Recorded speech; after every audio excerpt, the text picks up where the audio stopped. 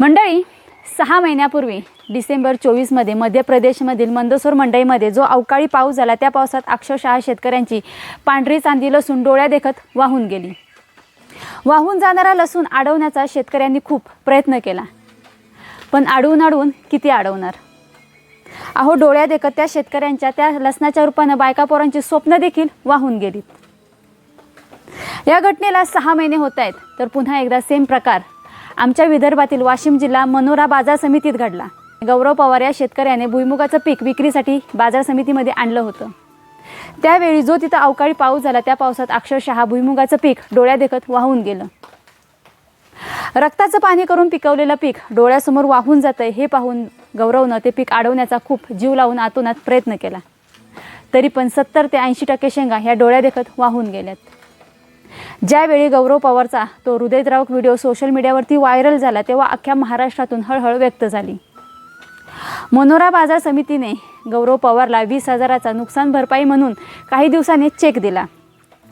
तसंच केंद्रीय कृषी मंत्री शिवराज सिंग चौहान यांनी फोनवरून गौरवशी संपर्क साधला.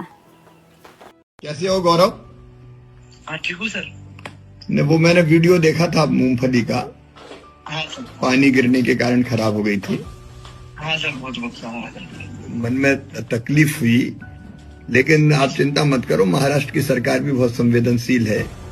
मेरी चर्चा हुई वहाँ कलेक्टर से भी, तो जो नुकसान मंडी में हुआ है उसकी भरपाई आपको की जाएगी, ताकि मूंगफली का जो नुकसान हुआ है हाँ सर. उससे तुम्हें परेशानी ना हो, परिवार को परेशानी ना हो. हाँ सर. गौरवला थोडीशी का होईना नुकसान भरपाई मिळाली, चांगली गोष्ट आहे. याबद्दल आमचं काहीही दुमत नाही. पण आमच्या देशात आज स्वातंत्र्यानंतर 76 वर्ष होऊन देखील बंदिस्त बाजार समित्या का नाहीत? शेतकऱ्याचा माल काय फुकट येतो का? त्या शेतकऱ्याचं नुकसान असं झालं पाहिजे म्हणजे त्याचा माल अजून कमी रेटनं विक्री करायला. आजही बाजार समित्यामध्ये योग्य ड्रेनेजची सोय नाहीये. शेतकऱ्याचा माल उघड्यावर ठेवला जातो. अहो, या बाजार समित्या साध्या शेतकऱ्यांना हवामानाचा अंदाज देखील देऊ शकत नाहीत. शेतकऱ्याचा माल जर त्याच्या शेतात निसर्गाच्या अवकृपेमुळे खराब झाला तर ते आपण समजू शकतो, पण बाजार समितीमध्ये माल नेल्यानंतर जर तो माल खराब होतोय म्हटल्यावर हे मोठं आपलं दुर्दैव आहे. म्हणजे थोडक्यात काय, तर शेती आणि शेतकऱ्यांविषयी प्रशासकीय अकार्यक्षमता, धोरणांचा अभाव हा सरकारमार्फत स्पष्ट दिसून येत आहे. हे मात्र खरं.